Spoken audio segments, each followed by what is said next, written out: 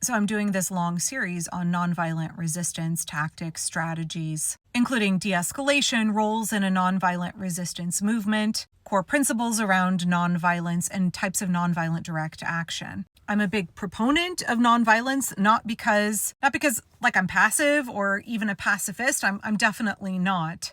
Some people come to nonviolence because of their ethics, their morals, because of a religious mandate. I'm a big fan of nonviolence because it's strategic and effective. Like that's my core motivation. That's my core desire to talk about and spread these techniques and equip people with them. It's not about what feels good. It's not about what feels moral and just, although there absolutely is a place for that. I want to engage in and teach other people about nonviolence because it will get the job done. For me, it's about efficacy and strategy. Right, that's why I'm doing this series. That's why I'm talking about the information that we covered in the Nonviolent Resistance Bootcamp that I went to this past weekend, as well as including my own experience and other outside sources. The event was hosted by multiple indivisible groups in Oregon, but I've gotten this question several times. Who are the names of the teachers? Yeah, no, I'm not going to share that. Who compiled the information? I'm not giving specific names. And that's a conscious choice on my part. I already have a public platform. People know who I am. I use my real name on social media. I'm sure this question was very well intentioned. I'm sure every time I have seen it, it's very well intentioned. So I want to explain why it is that I am not listing the teachers at the event and why the event itself did not list the speakers, teachers, panelists, experts ahead of time. Also, why we didn't allow filming and why there was not photography at the event. A key element of and one of the core principles of nonviolence is safety. It is the understanding that discipline under pressure manifests safety. If we have experts and trainers who are teaching techniques that empower people to successfully resist an authoritarian regime, including training around things like non-violent civil disobedience, it's really important that we protect the safety of those trainers and the participants in those courses. If you're not from Portland, Oregon, and I don't know that this person is, you may not be aware of the fact that there are a number of right-wing MAGA influencers who are in our city who are repeatedly doxing people. Laura fucking Loomer is doxing Portlanders who are down protesting at ICE. If you've been on the receiving end of death threats from MAGA, you will understand why it's important to prioritize safety. We are unfortunately living in a time when the regime is intentionally stoking hate and political violence. We are living in a time where the President of the United States is trying to manufacture a civil war. He's sending National Guard troops from Texas into Chicago. He and other MAGA politicians have repeatedly lied to the American people, falsely claiming that men who have committed political violence over the last few months have been radical leftists. How quickly they quashed those stories when we found out, for example, that the man who allegedly set that Mormon church on fire and killed, 10 plus people, was a Trumper. Donald Trump is frantic, desperate to create a civil war. He wants working class people turning on each other. He said he doesn't care about de-escalating. Donald Trump and the Republicans are deeply unpopular. They want to distract you, obviously, from the Epstein files, y'all, right? There's a reason that Mike Johnson will not swear in duly elected Democrat Adelita Grijalva because she would be the deciding vote to demand the Epstein files. Definitely, we've got to remember, whatever the regime is doing, it's always going to be a grift. It's always going to be about trying to distract us from the Epstein files. What's in there must be really, really fucking bad.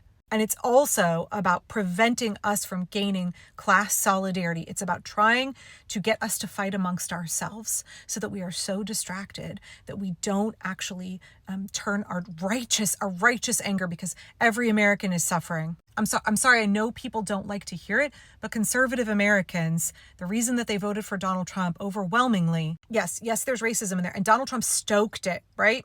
But he looked at the working class in this country, particularly rural, white, working class, and he said, I acknowledge your pain. I see it. I witness it.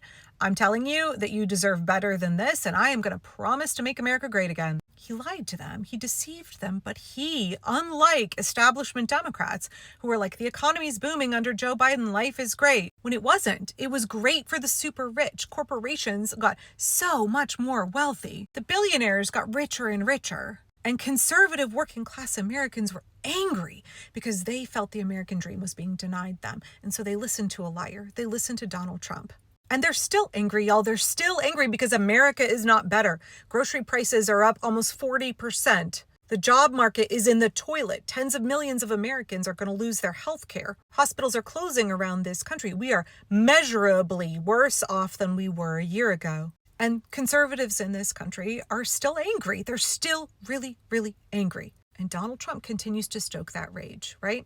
He stokes the racism. He says it's immigrants, it's black folks. He stokes their transphobia. And then also he is weaponizing the residual McCarthyism in this country, trying to make people who are on the political right afraid of their neighbors, think that their neighbors are radical domestic terrorists because they're Democrats. Y'all, Chuck Schumer and Hakeem Jeffries are not radical. It's this constant, frantic effort from the regime to make the working class fight amongst ourselves, so that we don't see that Donald Trump, a billionaire who got elected with the help of the world's richest man, actually only cares about fucking over working class Americans to benefit the billionaires. So the level of anger that conservative working class Americans still have because they're being oppressed by the oligarchy, because their lives are not better under Trump, and because he feeds that hate, he foments that hate, that has created a very dangerous dynamic in the United States right now. There's an awful lot of irrationally angry Republicans who do not have emotion regulation, and they have a leader who is encouraging them to dehumanize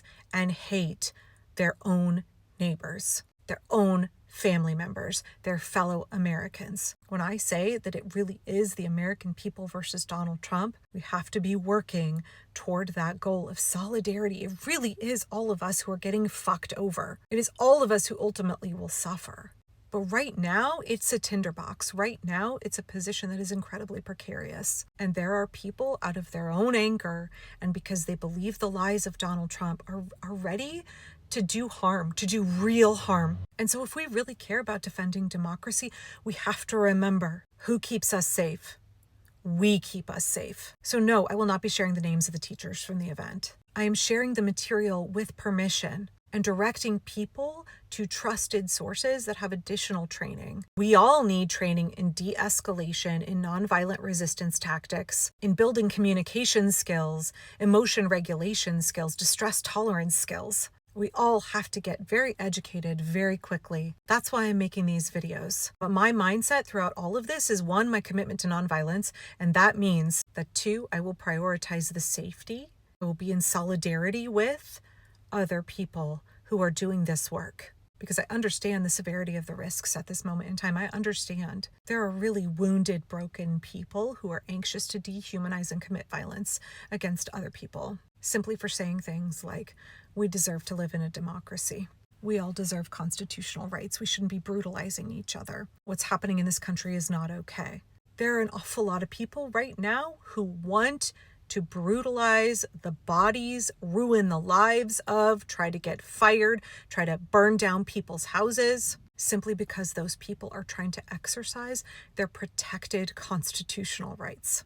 It's heartbreaking to see what has happened in this country, the things that Stephen Miller and Donald Trump are fomenting, the rhetoric that is violent and incendiary that is coming out of our federal government. It's heartbreaking. That's why we need nonviolent discipline. That's why we need these techniques and strategies. That's why we need to come together as the American people. We need to build solidarity with each other. We don't have to agree on much of anything. As long as we agree that we all deserve life, liberty, and the pursuit of happiness, that we deserve to live in a democracy with our constitutional rights protected, we can and should work together. I didn't mean to go on for 9 minutes about this, but I feel very passionately about prioritizing safety and solidarity. So I felt that these questions deserved a really thorough answer. And I hope that this series, which you will be able to find, I have a playlist on my YouTube. It's all caps called Nonviolent Resistance. I'll have all of the information up in that playlist. I'll keep adding more and more videos until I get through everything. I'll probably have another 10 videos, but I want to make sure that information is accessible. And as always, I will have loads of links to outside resources and experts from Gene Sharp to Waging Nonviolence that I hope will be helpful, right? Because at the end of the day, we keep each other safe, and together we will get the job done of restoring our democracy